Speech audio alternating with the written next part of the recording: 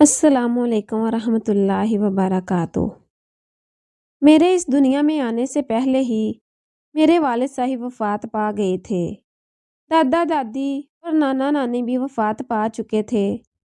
سب رشتوں میں ایک ماموں کا ہی رشتہ باقی تھا۔ ان کی بھی کوئی اولاد نہ تھی اور ان کی بیوی کا انتقال ہو چکا تھا۔ بیوی کے انتقال کے بعد انہوں نے دوسری شادی نہ کی۔ جو کما کر لاتے اسی سے گزارا ہوتا۔ امی نے کئی بار کہا کہ اب تم اپنا گھر بسا لو، لیکن انہوں نے صرف امی کی بیوگی اور میری یتیمی کی خاطر انکار کر دیا کہ کہیں دوسری بیوی ہمیں در بدر نہ کر دے۔ ان کے اولاد نہ تھی، مجھ سے وہ اپنی اولاد کی طرح پیار کرتے تھے۔ ماں سلائی کرتی رہی، میں اسکول پڑھتی رہی اور دکھ سکھ کے دن یوں تو گزرتے رہے۔ میٹرک کیا تو ماموں نے زمانے کے ڈر سے مجھے گھر بٹھا دیا۔ میرا بڑا دل تھا کہ آگے پڑھوں، مگر انہوں نے نہ پڑھنے دیا۔ بولے ساری عمر تمہاری ماں نے محنت کی ہے، کیا اب تم بھی نوکری کرو گی؟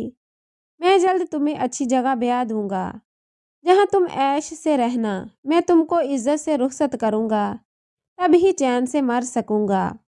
یوں ماں اور ماما جی کسی اچھے رشتے کے انتظار میں روز جیتے اور روز مرتے رہے، مگر وہ دن نہ آیا۔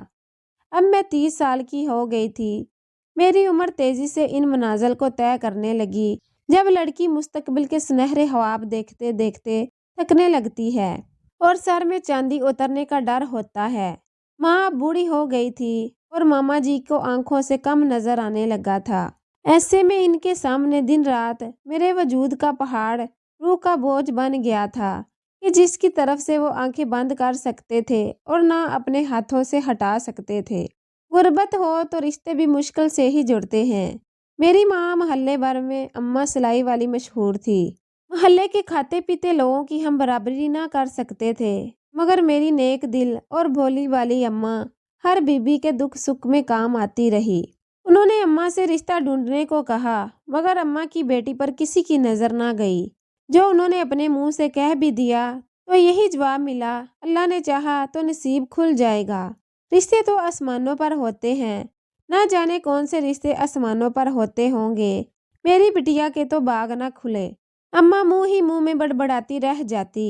وہ اب میری فکر میں سٹھیانے لگی تھی۔ ماما جی ہر ملنے والے سے میرے رشتے کے لیے تذکرے کرتے۔ 2-4 نے آسرا بھی دیا، مگر رشتہ لے کر کوئی نہ آیا۔ ہمارا گھر بھی کیا تھا، بس ایک کٹیا تھی جس کا چھت بھی ٹین کا تھا کہ برسات میں جر جر بہتا تھا۔ ایسے گھر کی لڑکی لینے کون آئے گا؟ میں نے تو اب خواب دیکھنے ہی چھوڑ دیے تھے کہ اماں اگر ہر دم بیاہ کے تذکرے نہ چھیڑتی تو میرے دل میں بھی کبھی شادی کا ارمان انگڑائی نہ لیتا۔ ماما جی پڑوس کی دکان پر جا کر اخبار ضرور پڑھتے تھے۔ ایک دن وہ اخبار ہاتھ میں لیے آئے اور ماں سے بولے، دیکھ فریدہ، اب تک ہم بھی کتنے غافل رہے، روز ہی اخبار پڑھتا ہوں، یہ خیال کبھی نہ آیا کہ یہ کالم اپنے کام بھی آ سکتا ہے۔ ماں سے مشورہ کر کے انہوں نے جھٹ پٹ ایک خط لکھا اور پوسٹ کر آئے۔ چند دنوں میں جواب آ گیا۔ انہوں نے پھر دوسرا خط ارسال کر دیا۔ اس کے جواب میں بھی خط آیا اور پھر 2-4 دنوں بعد ہی کچھ لوگ ہمارے گھر کا پتہ پوچھتے ہوئے آ گئے۔ یہ لوگ دیکھنے سے کافی امیر اور خوشحال لگتے تھے۔ ماں نے ماما سے کہہ دیا کہ یہ ہمارے جوڑ کے نہیں ہیں۔ ماموں نے ان کو یہ کہہ کر چپ کرا دیا کہ خدا خدا کر کے تو کوئی آیا ہے اور تم ایسی باتیں لے بیٹھی ہو۔ کچھ لوگ صرف شرافت اور سیرت بھی تو ڈھونڈتے ہیں، سب ہی تو دولت اور جہیز نہیں دیکھتے۔ اماں بیچاری خاموش ہو گئی۔ 2 ہفتے گزر گئے۔ روز ماموں اور ماں انتظار کرتے کہ ہماری لڑکی کو تو دیکھ گئے، واپس آنے کا کہا تھا، شاید لڑکی پسند نہیں آئی یا ہمارے گھر کے حالات سے مایوس ہو گئے ہیں جو ابھی تک نہیں لوٹے۔ اچانک ایک دن پھر یہ لوگ آ گئے۔ 2 عورتیں تھیں پکی عمر کی اور 2 فیشنیبل مرد۔ ایک تو وہ لڑکا جس کا رشتہ کرنا چاہ رہے تھے اور دوسرا اس کا بڑا بھائی تھا جس کا رشتہ لائے تھے۔ وہ خوبصورت تھا، دوسرا بھی اچھی شکل کا تھا۔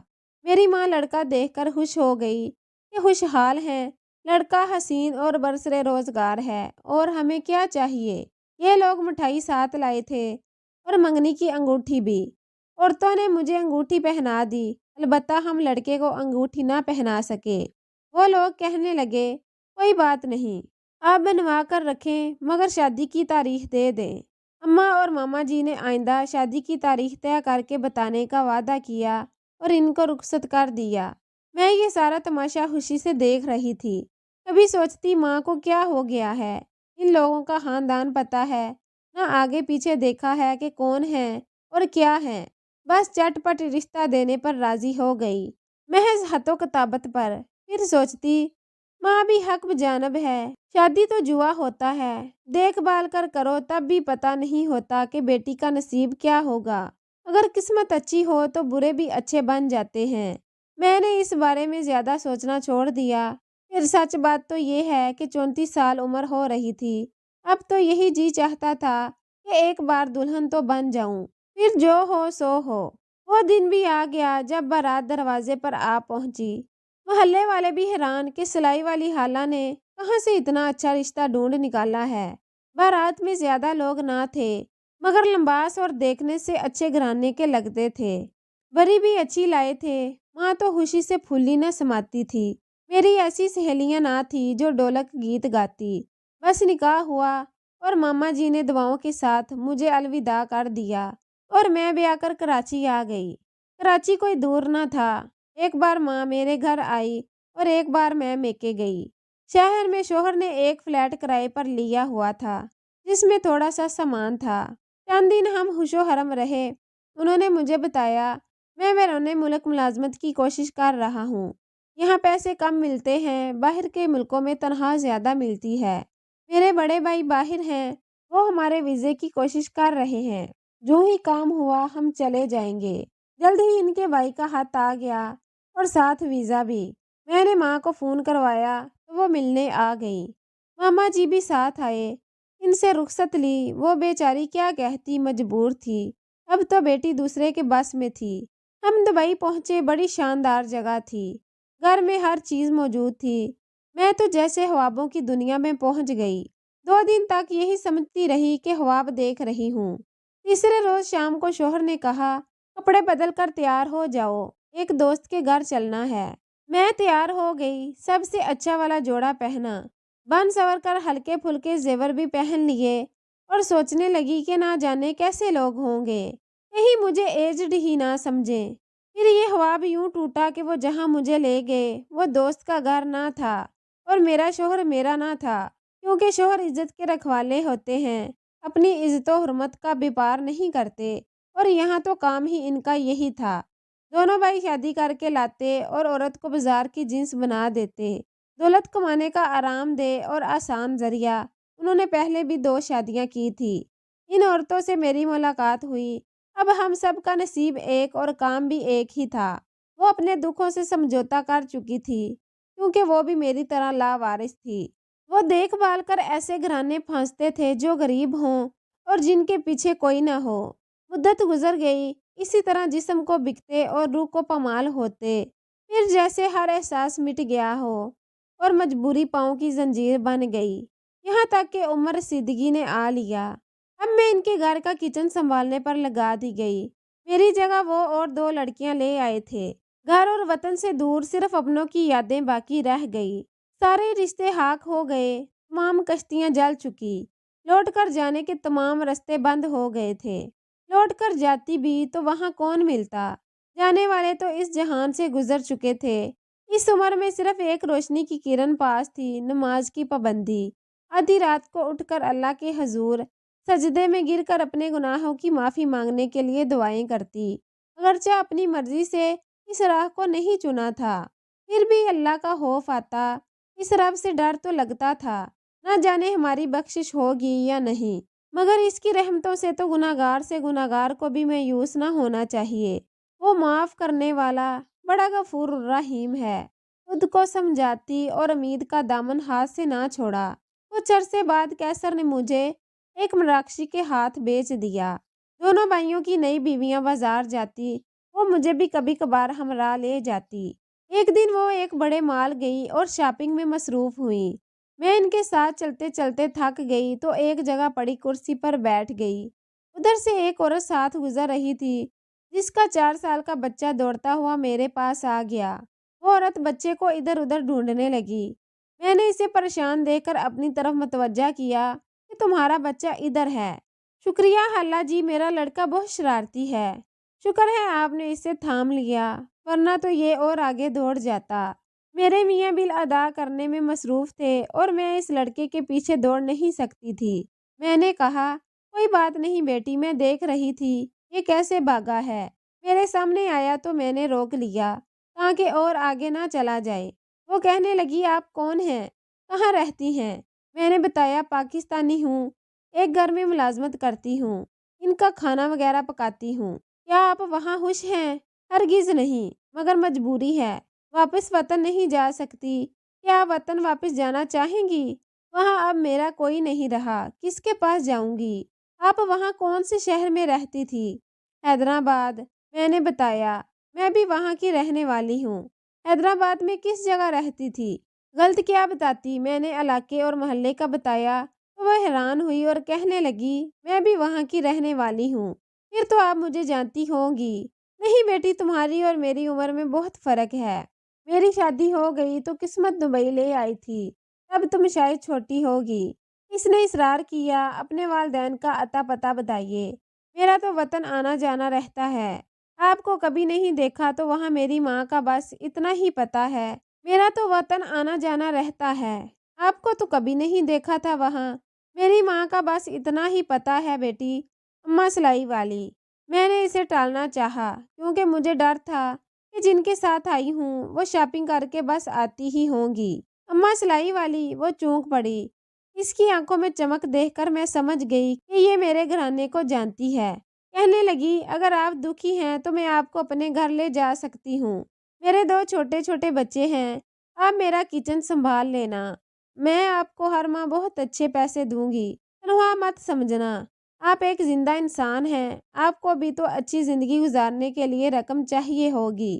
میں ضرور چھوٹی سی تھی، مگر یاد ہے کہ اماں سلائی والی ہمارے گھر آتی تھی، ڈوبتے کو تنکے کا سہارا۔ میں تو کب کی اس دوزخ سے نکلنا چاہتی تھی، جوانی ختم ہونے کو تھی۔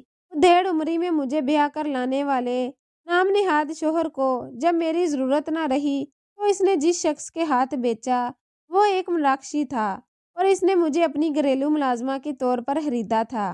میں تو ان کی زبان بھی نہیں جانتی تھی۔ میں نے اس بچی کو بتایا، بیٹی تم مجھے ایسے نہیں لے جا سکتی، البتہ میرے مالک سے تمہارا شوہر بات کر لے تو مجھے تم لوگوں کے حوالے کر سکتا ہے، ہو سکتا ہے ویسے ہی اجازت دے دے تمہارے ساتھ جانے کی، نہیں تو جتنے میں خریدا تھا اس سے زیادہ دام دے دو تو بھی مجھے لے جا سکتی ہو۔ اس محلے دار لڑکی کا نام شازیہ تھا، اس نے اسی وقت اپنے شوہر سے بات کی۔ میں نے ان کو دونوں مراکشی بھائیوں کا نمبر بتا دیا جنہوں نے مجھے خریدا تھا۔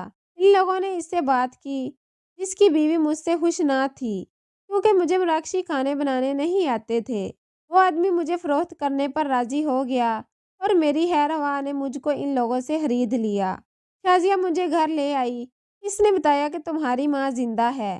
کچھ عرصہ قبل جب میں پاکستان گئی تھی میں نے اپنی بڑی بہن سے سنا کہ اماں سلائی والی کے بھائی جب سے بیمار ہوئے ہیں وہ دکھی رہنے لگی تھی۔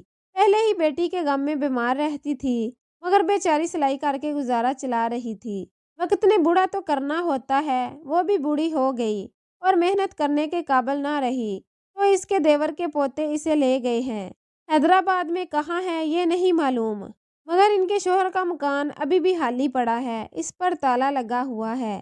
تم کہو تو میں اپنے بھائی سے کہہ کر پتہ کرا دوں گی کہ تمہاری والدہ کہاں ہے، زندہ ہیں یا اللہ کی رضا سے خالق کے پاس چلی گئی ہیں۔ شازیہ بات کر رہی تھی اور آنسو میری آنکھوں سے روا تھے۔ کیسر نے تو مجھے کہا تھا کہ تمہارے ماما اور ماں مر چکے ہیں، خدا کرے میری ماں زندہ ہو اور میں آخری بار اس کو دیکھ سکوں۔ دل سے دعا کی تھی۔ کچھ باتیں انہونی ہوتی ہیں مگر ہو جاتی ہیں۔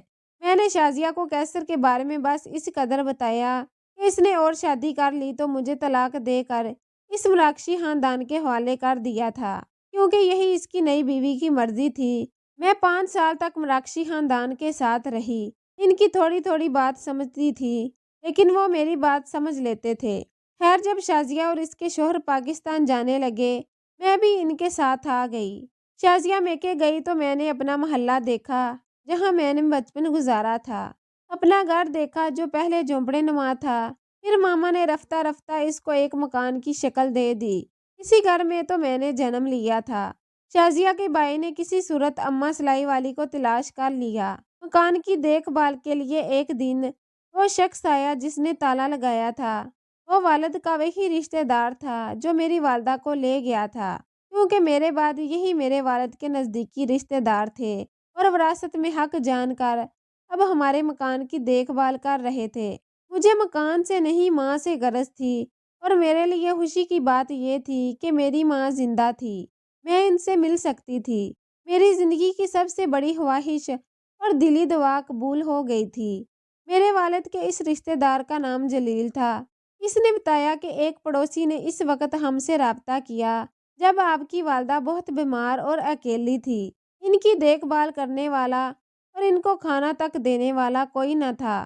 لہٰذا میرے والد اور والدہ نے کہا کہ اب تک ہم نے چچی کی خبر گیری نہیں کی کہ ان کے بھائی اور بیٹی موجود تھے، اور اب ہمارا فرض بنتا ہے آخری عمر کے حصے میں جب کہ وہ تنہا رہ گئی ہیں۔ جلیل نے بتایا، بہن آپ کی ماں ہمارے پاس ہے، لیکن وہ بہت بوڑھی ہو گئی ہیں اور چلنے پھرنے سے تقریباً معذور ہیں۔ میری والدہ اور بہن ان کا ہاتھ پکڑ کر واش روم تک لے جاتی ہیں۔ جلیل بھائی کے ذریعے میں والدہ سے ملی تو انہوں نے اپنے گھر میں واپس آنے کی خواہش ظاہر کی، کیونکہ وہ اب میرے پاس اور میں ان کے پاس رہنا چاہتی تھی۔ تبھی شازیہ نے مجھے میری والدہ کے پاس چھوڑ دیا۔ بے شک میری ماں تھوڑے دن اور زندہ رہی، مگر یہ دن بھی میرے اور ماں کے لیے انمول تھے۔ خدا نے مجھے ملایا، آخری دنوں میں مجھے ان کی خدمت کا موقع دیا۔ میں نے ان کو اپنی گزری ہوئی زندگی کے تاریک دنوں کے بارے میں کچھ نہ بتایا، کیونکہ میں انہیں دکھ نہ دینا چاہتی تھی۔ ان کے انتقال کے بعد میں نے جلیل بھائی سے درخواست کی کہ مجھے اپنے والد کے گھر میں رہنے دیں۔ میری کوئی اولاد نہیں ہے۔ میں نے ان سے وعدہ کیا کہ میں یہ گھر ان کے نام لکھ دوں گی۔ وہ بولے، بہن تم اپنی خوشی سے والد کے گھر رہنا چاہتی ہو، بے شک رہو، مگر اکیلی کیسے رہو گی؟ اپا شازیہ کے والد اور بھائی کا گھر سامنے ہی تھا، میں ان کے سہارے رہ سکتی تھی۔ جلیل بھائی کو میں نے مکان کی وراثت کا مختار نامہ دے دیا۔ وہ میرے لیے بھائیوں جیسے تھے، رشتے کے نہیں سگے بھائی کی طرح انہوں نے میرا خیال رکھا اور مجھے ہر ماہ خرچے کے لیے معقول رقم بھی دیتے۔ شازیہ آپا کے شوہر کی ملازمت کا کانٹریکٹ ختم ہو گیا تو یہ لوگ بھی اپنے وطن لوٹ آئے۔ آپا نے اپنے والدین کے نزدیک گھر خرید لیا تو ان کی محبت سے اور بھی سہارا مل گیا۔ محلے والے بھی میرا خیال رکھنے لگے، لیکن جب وہ یہ سوال پوچھتے کہ تم آخر کہاں چلی گئی تھی، میکے دوبارہ کیوں نہیں لوٹی، کہ تمہاری ماں تمہاری جدائی سے بدحال رہتی تھی، تب میں اس سوال کا ان کو کوئی جواب نہیں دے سکتی تھی۔ البتہ شازیہ نے ان سب کو یہ بات بتا دی کہ جس کیسر نامی شخص سے فریدہ آپا کی شادی ہو گئی تھی وہ دھوکے باز نکلا اور اس نے مراکش لے جا کر آپا کو فروخت کر دیا۔ جب خریدنے والے دبئی آئے تو یہ بھی ان کے ساتھ دبئی آ گئی اور مجھے مل گئیں، یوں یہ لوٹ کر یہاں آ پائی ہیں۔ محلے والوں نے ان کی بات کا یقین کر لیا اور یوں میں زندگی کے باقی دن شازیہ کے پاس گزار رہی ہوں۔ اللہ تعالیٰ اس جیسی ہمدرد اور نیک بیٹی سب کو دے۔ میں جب تک زندہ ہوں شازیہ اور اس کے بچوں کے لیے دعا گو رہوں گی۔